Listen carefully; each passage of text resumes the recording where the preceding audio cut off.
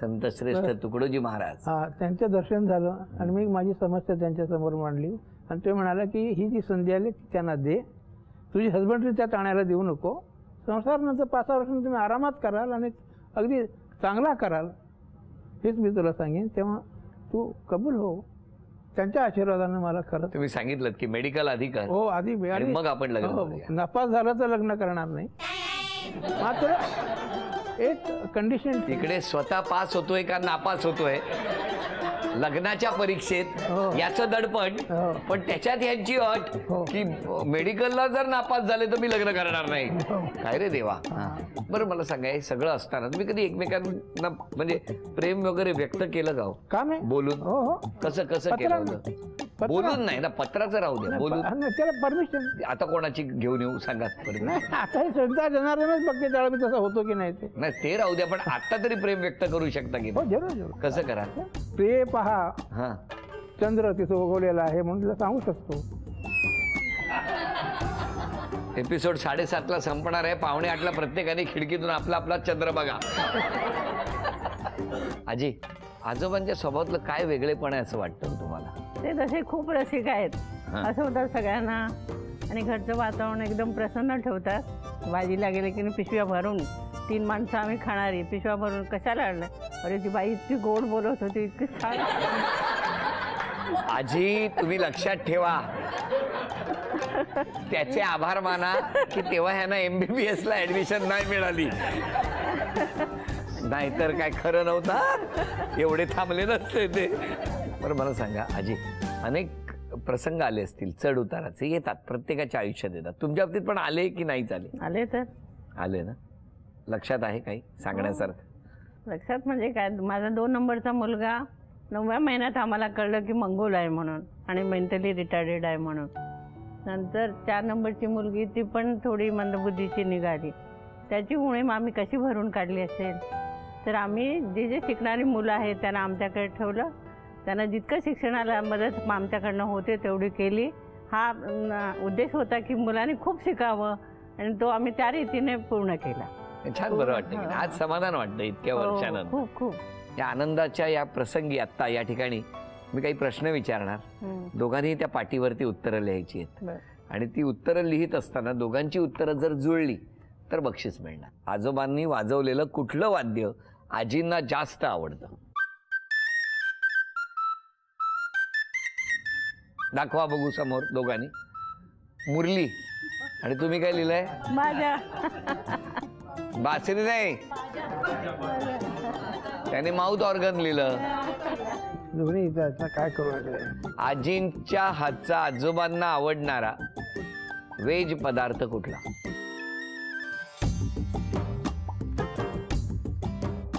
दाखवा समोर दोघांनी. श्रीखंड. तुम्ही काय लिहिलं? कांदा भजी. गोड पदार्थ. हो, गोड नाही. इंजेक्शन काढू बॅगेतली. तिसरा प्रश्न, लग्नानंतर तुम्ही दोघे पहिल्यांदा कुठल्या देवाच्या दर्शनाला गेले होते?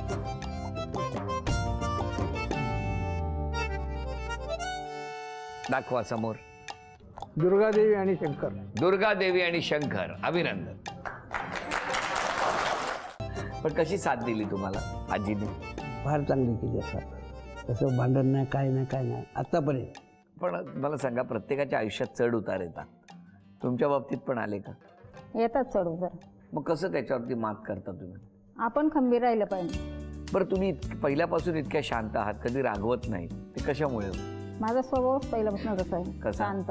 शांत. कधी रागवत नाही तुम्ही? रागवते, पण जेव्हा आपल्या प्रमाणाच्या बाहेर काही झालं तर राग येतो. आणि आजोबा? ते कडक स्वभावाचे होते. हो हो. म्हणजे कुठल्या गोष्टीवर चिडायचे? त्यांना माहिती प्रत्येक गोष्ट हातामध्ये द्यायला लागायची, नाही दिले की चिडणार.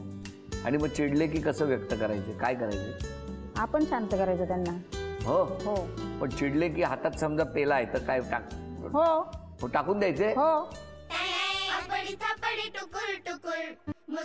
सगळे बघतायत.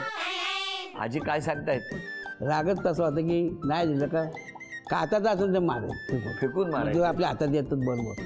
असा तुम्ही संसार केला हो की नाही? बघा ना आता. बघा ना आता काय, मी काय बघू आता? आता छान आहे पण हो. सगळं. पण आता किती जण तुम्ही? 2 जण, हा, सून, मुलगा आणि 2 नाती. अच्छा, एवढं मोठं सगळं कुटुंब आता. पण मला सांगा, लोणावळ्याला दोघेच कुठे फिरायला वगैरे बुशी डॅम वरती वगैरे गेला नाही? अजून मी पाहिलंच नाही बुशी डॅम. अरे काय आहे? आजोबा हा. हे काय? मी बरेच वेळा गेलेलो आहे. हा, मी बैलगाडी आणत ना शेती करून, हा, तर भाडं पण करायचं आम्ही गुजराती लोकांचं बैलगाडी भाडं. त्या टायमाला काय 5 रुपये 6 रुपये भाडं मिळालं. आता रिक्षा 200 रुपये किती, 250 रुपये किती. मग तुमचं लग्न झालं तेव्हा तुमचं घर केवढं होतं? आहे तेवढंच जुनं. जुनं. म्हणजे मोठं 100 वर्षापूर्वीचं घर आहे ते. अजून ते रिपेअर आम्ही थोडं थोडं करत चालू. 100 वर्ष म्हणजे माझ्या वडिलांना ती भिंत कळत नाही कधीची, ते यावर्षी पाडली. मग इतकं जुनं पूर्वीचं घर आहे. बरोबर. आजोबाचं म्हणजे माझ्या वडिलांचे आजोबाच्या हातचं घर. मग फार जुनं घर आहे. बरं, कधी प्रेम व्यक्त केलंय का?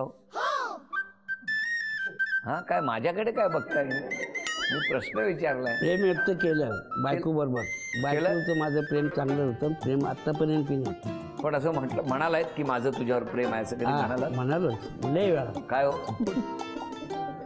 दुसरे कुठं फालतू फिरलोच नाही. बायकोच प्रेम केलं. हो, मग आम्ही कुठे म्हणतो दुसऱ्यावर करा म्हणून? हा. काय हो केलं? हो. तुम्ही पण हो. सांगायचे त्यांना की हो. माझं तुमच्यावर खूप प्रेम आहे. कुठे ते बाजारात इंदुरीच्या फिरायला जायचे तेव्हा? नाही, मग प्रेम म्हणजे मनात. हल्लीच्या माझं मुलांचं त्यांच्यावर, त्यांचं माझ्यावर प्रेम हे मनात. मनातच आहे. बरोबर आहे. आणि एकमेकांचा आदर केला म्हणून की नाही, आदर करताना फक्त कधीतरी हातातलं काय होतं ते जरा लांब ठेवलं. काय गोड असतात आजोबा. आता मी काही प्रश्न विचारतो, या प्रश्नांची उत्तरं बघूया दोघांची अचूक येतात का. आजींच्या हातचा, आजोबांच्या आवडीचा पदार्थ कुठला?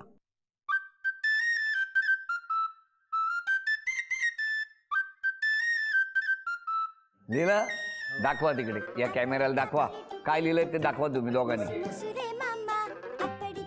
मुऱ्याचे मासे म्हणजे काय हो? बारीकाचे छोटे मासे असतात.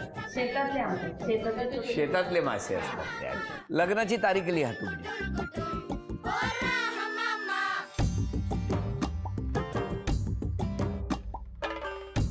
आजोबा इथे दाखवा काय लिहिलंय. अभिनंदन. चला, पहिलं उत्तर बरोबर आलं. तुमच्या घरी बैलगाडी होती ना? होती ना बैलगाडी? बैलांची नावं लिहा.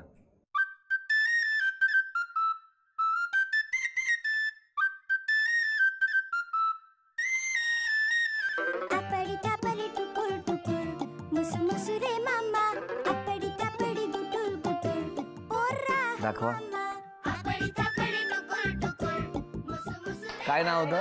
टिक्का हळद्या. खाली खाली टिक्का आणि हळद्या. टिक्का आणि हळद्या. हा, कोणी नावं ठेवली होती?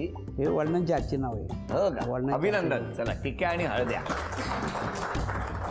2 उत्तरं बरोबर आली. 3 प्रश्न आतापर्यंत विचारलेले आहेत. यानंतर चौथा प्रश्न. आजींचा आवडता रंग कुठला?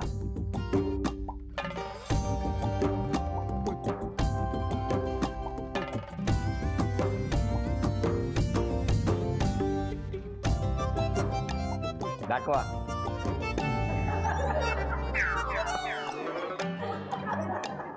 तुम्हाला गोरा रंग आवडायचा? मला जास्ती साड्यांचा कलर हे मोरपंखी आवडायचा. मोरपंखी. आजोबा? साड्याचा कलर नाही विचारला तुम्ही, रंग विचारला. गोरा आवडतो का? बरं.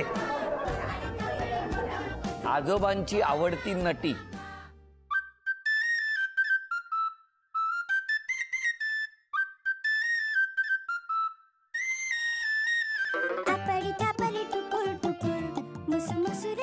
खरं तर हे उत्तर दोघांनी बरोबर लिहिलं होतं, पण इथून बोलल्यामुळे ते उत्तर चुकीचं झालं.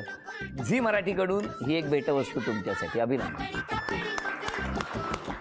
आत्ता जसे शांत आहात तसेच होता का? मी नेहमीच शांत. हा? त्या सगळ्यांना विचारा, मी कधी नाही नाही नाही, एक सांगू का, मी नेहमीच शांत असं म्हटल्यानंतर आजींची जी प्रतिक्रिया होती ना, हे कधी घडलं? की हा आमचा बॅच पण आमचा बॅचमेट. मग निरोप देण्याचं काम तुमच्याकडे होतं का? नाही, आपलं विचारलं, बाकी काही नाही, मनात आलं. पण यांचे निरोप जात असतील की कुठं तरी, मला माहित नाही आहे ते.